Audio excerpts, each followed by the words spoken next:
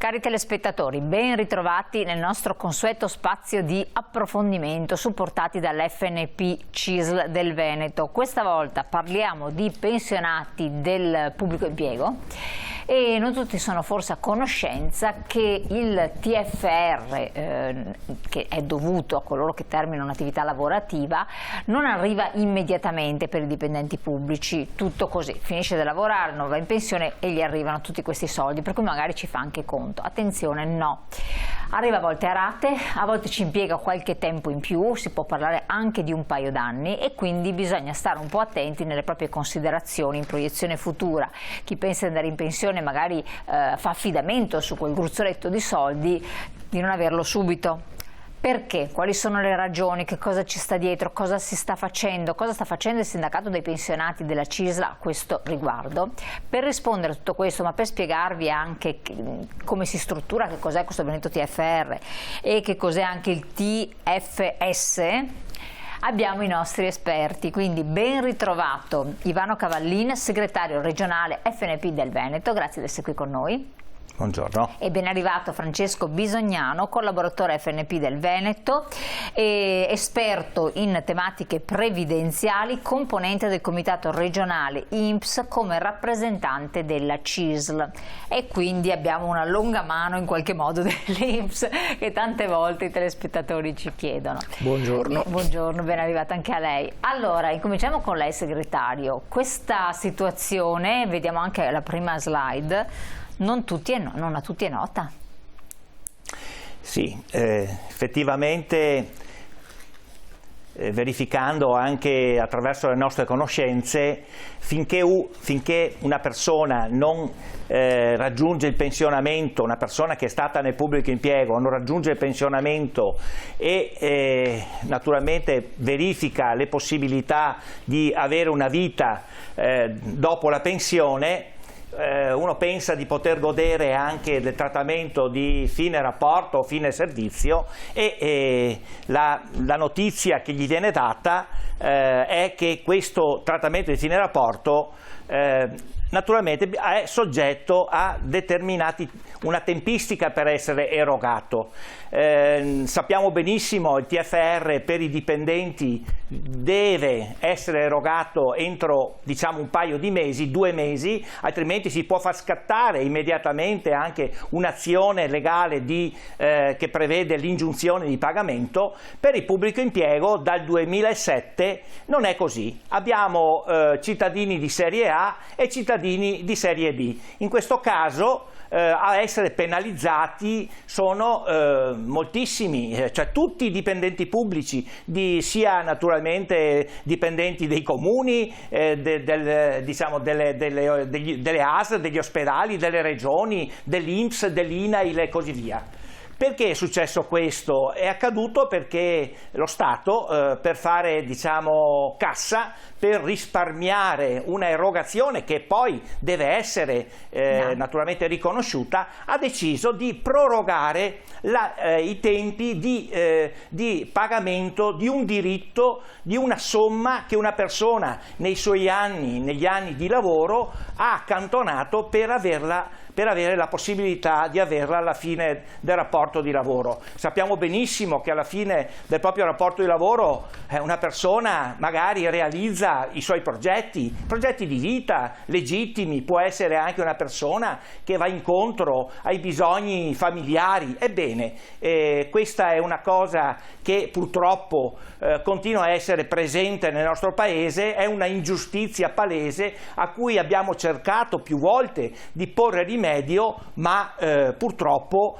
finora senza successo. Aggiungeremo successivamente quali sono le azioni che magari si stanno in qualche maniera mettendo in atto per arrivare almeno a una riduzione dei tempi che oggi prevedono anche che una persona possa anche aspettare anche 7 anni, anche 7 anni, perché abbiamo dei casi dove una persona raggiunge il pensionamento nel passato, ecco, oggi un po' meno, raggiunge il pensionamento attraverso la quota 100 che può aspettare anche al limite per 6 o 7 anni per avere l'indennità in maniera totale, in maniera completa. Ma nel frattempo gli vengono erogate delle quote? Viene erogato ratealmente, però sempre dopo, almeno cioè, ci sono dei casi dove uno può anche aspettare 4 anni, ma io credo che sia più opportuno al signor Bisognano. Esatto, all'esperto. Allora, tra l'altro voi per tutto questo, così lo diciamo in cappello d'entrata, ma dopo lo diremo anche in chiusura, anche in Veneto vi siete attrezzati? Sì, allora, a fronte di casi, cioè anche di segnalazioni che riceviamo dai nostri associati che ci chiedono, ma nonostante che siano passati i 2 anni e 3 mesi previsti, non riceviamo ancora l'indennità, perché ad aggiungersi c'è anche un altro fatto, che l'INPS che ha il compito, che è l'incaricato a liquidare le prestazioni, l'INPS naturalmente dopo i 2 anni e 3 mesi magari che possono essere previsti, per cause sicuramente legate a dei fattori di cattiva organizzazione, non liquida la prestazione. Ecco, è lì che noi diamo la nostra naturalmente assistenza, il nostro ruolo di tutela di queste persone che, oltre ad avere un ritardo a causa di una legge,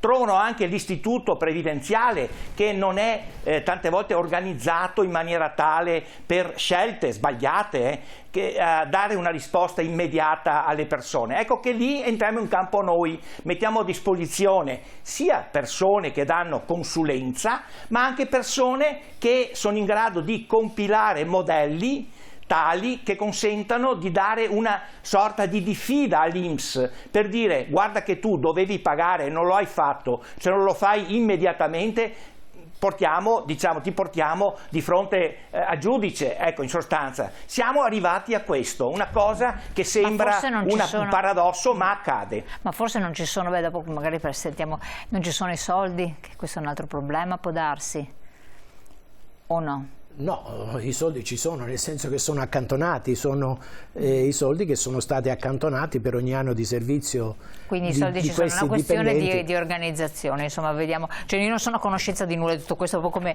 vi dicevo prima, sì. Anch'io lo sto apprendendo da voi come informazione, come tante altre cose che voi ci date come delle informazioni che è utile avere, sapere, essere a conoscenza, perché appunto, come diceva il segretario, ognuno fa i propri conti, fa le proprie valutazioni quando va in pensione. Allora, però, prima di entrare nello specifico, quindi voi avete degli sportelli che si stanno attivando, quindi è importante andare agli sportelli, chiedere informazioni, questo è fondamentale, e poi viene prenotato un incontro con cui voi darete l'assistenza necessaria. Spieghiamo ai nostri telespettatori, anche se non lo sanno, però un po' come funziona il meccanismo del TFR. Prima vedevamo la slide, e del TFS. Prego. Allora, TFS e TFR sono quelli che comunemente viene chiamata la liquidazione, cioè quell'importo economico che viene dato al dipendente dopo la fine del suo rapporto di lavoro, se temporaneo, oppure al momento in cui dovrebbe andare in pensione. Nel pubblico comunque questa cifra economica ha diversi nomi e dipende da una storia contrattuale, economica, di leggi che ha trattato i dipendenti del pubblico, che fossero ministeriali, cioè quelli dipendenti dei ministeri o agenzie fiscali, oppure che provenissero dagli enti locali, e parliamo di sanità, comuni, oppure le cosiddette enti pubblici non economici, in quel caso l'INPS, gli ex enti previdenziali, nei ministeriali inseriamo anche la scuola, cioè i 3,5 milioni di dipendenti pubblici che ci sono, di cui una certa quantità va in pensione ogni anno. Quando vanno in pensione hanno diritto a una forma, chiamiamola di previdenza posticipata, che comunque si costruisce in maniera diversa e si eroga in maniera diversa. Cosa succede? Questa cifra come si costruisce? Una parte lo mette il datore di lavoro, una parte la mettono i dipendenti, cioè i dipendenti personalmente dalla loro busta paga un 2,50, 2,70 secondo quello che è il comparto contrattuale, viene accantonato assieme a quello che dovrebbe accantonare il datore di lavoro. Nel corso degli anni il bilancio pubblico ha costruito condizioni per cui queste cifre, nel momento in cui sono maturate e devono essere riscosse, invece non possono erogate perché lo Stato, per ragioni di bilancio pubblico, non può erogarle nei termini previsti.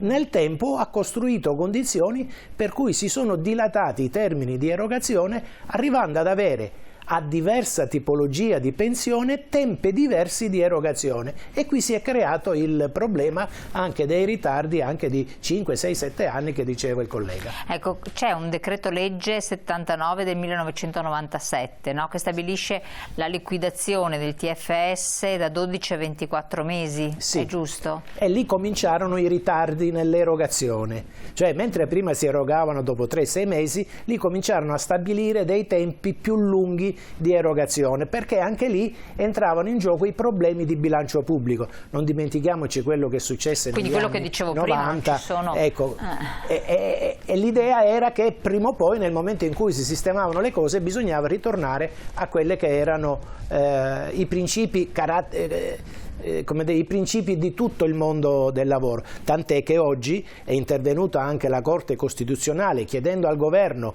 di rientrare nei tempi di una giusta erogazione, solo che il governo fa orecchie da mercante, non solo questa attuale, perché non è che ce la dobbiamo prendere solo con gli ultimi, ma anche con quelli che c'erano prima. Allora, ci sono delle slide, vediamo anche la 2, la 3, ma poi anche la 4, dove viene spiegato le scadenze e anche i requisiti che sono richiesti, sì, per ogni tipologia, no, di trattamento di fine rapporto, che TFS sarebbe fine servizio praticamente, sì, giusto? Allora spieghiamoli bene. Allora, TFS è trattamento di fine servizio e lì, come dicevo, c'è la buonuscita, la liquidazione, l'indennità, ci sono diversi. Poi c'è il TFR, ricordiamoci anche qui una data, 31 dicembre 2000, 1 gennaio 2001. Da quel momento tutti i dipendenti assunti a tempo indeterminato nel pubblico impiego sono in regime di TFR. Tutti i dipendenti che c'erano prima potevano scegliere se entrare in TFR oppure restare con il TFS. Ma che differenza c'è? L'accantonamento che viene fatto è diverso, mentre il TFR è il 6,91% di tutta una serie di voci retributive che viene accantonato ogni anno, il TFS viene costruito, come dicevo prima, con una quota a carico dell'amministrazione e una quota a carico del dipendente. Questa è la differenza fra le due, chiamiamole quantità economiche, che poi nel tempo diventerà tutto TFR e il problema magari non ci sarà più, però i tempi di erogazione non ci sono lo stesso, perché attenti, mentre il TFR nel privato può essere usato anche dal lavoratore dipendente per tutta una serie di motivi ed essere richiesto, nel pubblico la cosa non può succedere mai, perché è vero che è un accantonamento, ma di fatto è un accantonamento fittizio perché non c'è un accantonamento reale, e da qui nasce il problema che nel momento della pensione non viene erogato. Nella prima slide abbiamo visto che cominciano i primi ritardi, vediamo i 12 mesi, e lì entra in gioco, per esempio, quando io compio i 67 anni di età, che è l'età massima con cui oggi uno va in pensione di vecchiaia, prima di avere il mio trattamento di fine servizio, buonuscita, liquidazione che dir si voglia, o trattamento di fine rapporto, io devo aspettare 12 mesi, cioè un anno, e da quel momento l'istituto di previdenza, l'INPS, ha 3 mesi prima di erogare la prestazione con i relativi interessi, cioè entro 3 mesi non paga interesse, se va dal 16° mese in avanti deve cominciare a pagare gli interessi sulla prestazione che eroga. Stessa cosa succede per le quote, quota 100, 102, 103, qui vediamo perché la vecchiaia, perché le quote 100, che sono un anticipo di pensione, danno diritto ad avere la quota di trattamento di fine servizio nel momento in cui io raggiungo il primo requisito utile che nasce dalle regole della Fornero. Qui comincia un po' a complicarsi la faccenda, perché ognuno poi viene sottoposto a un regime diverso, così come l'APE sociale. L'APE sociale è una prestazione pensionistica che dà diritto ad avere un importo, 1.500 euro lordi, però il diritto all'avere il trattamento di fine servizio scatta dopo, quando si raggiungono i 67 anni. Ma i 67 anni poi devo aspettare altri 12 mesi, per cui io di fatto li prendo dopo i 68 anni. Le pensioni in cumulo sono una facoltà che hanno le persone per poter andare in pensione mettendo assieme diversi regimi previdenziali, però anche qui scatta la tagliola dei 12 mesi più i 3, per cui se i tempi si dilatano poi non si arriva più ad avere quello di cui si ha diritto. Perfetto. Allora, torniamo su questi aspetti, lo facciamo subito dopo l'interruzione pubblicitaria di qualche secondo, quindi restate con noi sul canale 19, la trasmissione continua.